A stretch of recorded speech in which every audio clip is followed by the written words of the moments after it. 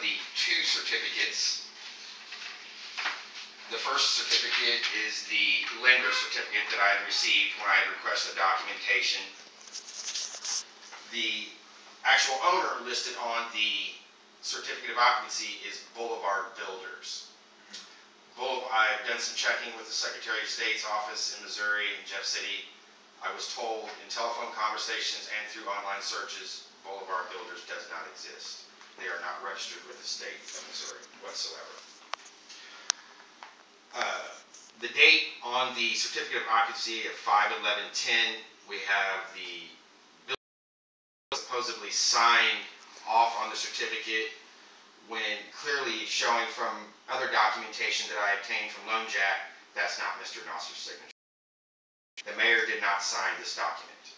This is currently the document that's on file with my lender, Wells Fargo. The second document... This is the document you got when you requested them, correct? Yes, this is the certificate that I had received from the city of Loan Jack, City Clerk Angela Smith. As you can see, there's been lines crossed out which are prohibited on a certificate. We still have Boulevard Builders as the actual owner and builder of the property, which is incorrect. Mr. Nosser's signature, and on the other side, we have the mayor's signature on this form.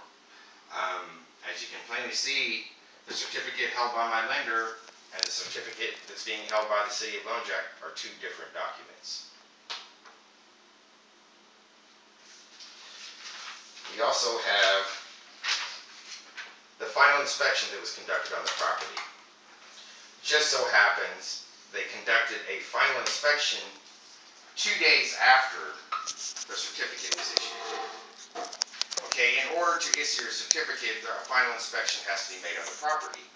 How can we have a certificate issued 2 days before a final inspection is conducted? So in other words, here we have the cart before the horse. Exactly. You have a final inspection that was done 2 days after the certificate of occupancy was issued. Yes. Which makes the certificate invalid. The final inspection must be performed before a certificate can be issued on the property. I also have a copy of the written inspection reports on my home. So they just gave you a bunch of blanks? Which are clearly blank. That's all I received from Ms. Smith. The day I requested the documentation, I had asked her in conversation, why are my documents blank? Received no response whatsoever. None. So how do we know that you didn't get a copy of one of these and just make a bunch of copies? Well, number one, I had to sign off. I had to sign an actual form to obtain these documents from the city.